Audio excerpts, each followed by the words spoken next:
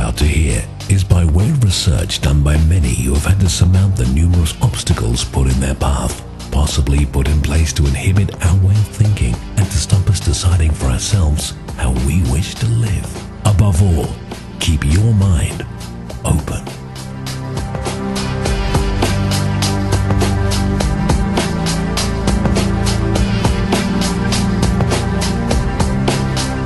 For the conspiracy theory tonight, we're looking at Ooparts. Yes, I can hear you from here asking what on earth are Ooparts. Well, the OOP, or the OOP, stands for out of place, and the arts stands for artifacts. So together, they stand for out of place artifacts. In other words, things that have been found that shouldn't, in our understanding of science and history, exist.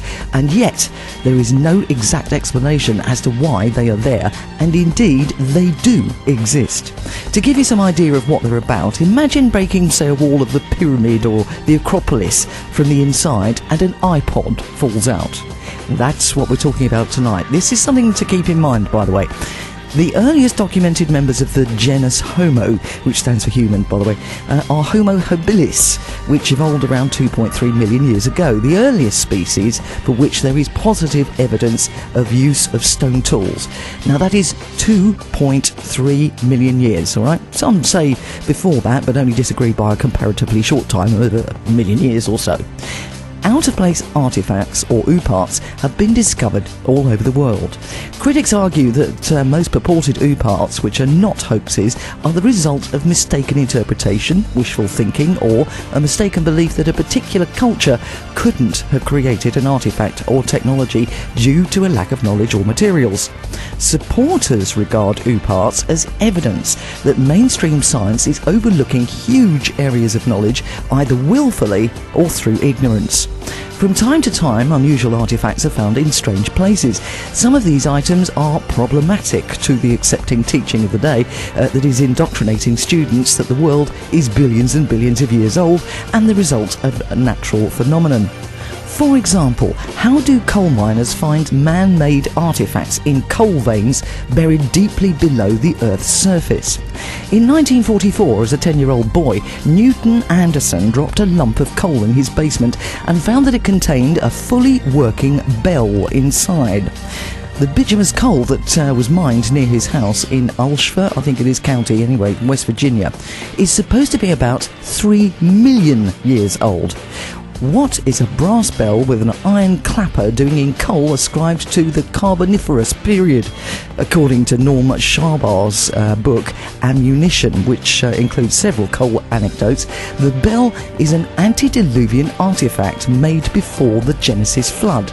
The Institute for Creation Research had the bell submitted to the lab at the University of Oklahoma.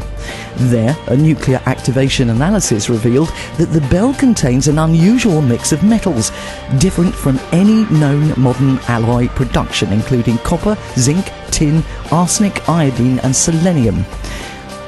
This is not the only one. Iron pot found in coal deposit in Oklahoma, reads the headline.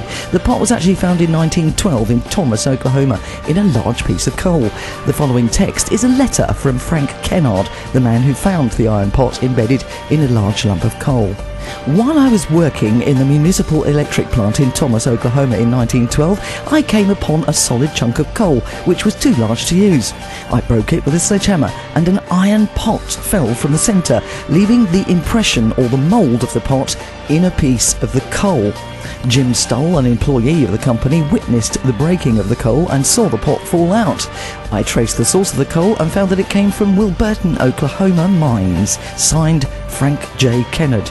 Take note that the coal from the Wilburton coal mines is assigned an evolutionary date of mid-Pennsylvanian, which is 295 million years.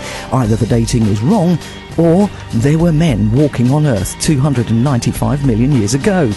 Extensive quarrying was done near the city of Aix-en-Provence in France between 1786 and 1788 to provide the large quantities of limestone needed for the rebuilding of the Palace of Justice. In the quarry from which the limestone was taken, the rock strata was separated from each other by layers of sand and clay, and by the time the workmen had removed 11 layers of rock, they had found they had reached a depth of some 40 to 50 feet from the original level of the area. Behind the 11th layer of limestone, they came to a bed of sand and began to remove it to get to a rock underneath. But in the sand, they found the stumps of stone pillars and fragments of half-worked rock, the same stone and rock that they themselves had been excavating. They dug further and they found coins, the petrified wooden handles of hammers and pieces of other petrified wooden tools. Finally, they came to a large wooden board, 7 or 8 feet long and an inch thick. Like the wooden tools, it had also been petrified into a form of agate, and it had been broken into pieces. When the pieces were reassembled, the workmen saw before them a quarryman's board of exactly the same kind that they themselves used, worn in just the same way as their own boards were, with rounded, wavy edges. How a stonemason's yard equipped with the kind of tools used in France in the late 18th century had come to be buried 50 feet deep under the layer of sand and limestone 300 million years old is a question even more vexing today than at the time of the original discovery, for we now know, thanks to advances in geological and anthropological dating, that such a thing is absolutely impossible. And yet, it does seem to have happened. There are hundreds, if not thousands, of these discoveries all over the world, and so the questions remain: how did they get there? Could they be a hoax? Or could it be that there are many things that we're not being told, that those higher up know something rather more about than we do? Possibly including help from a higher intelligence?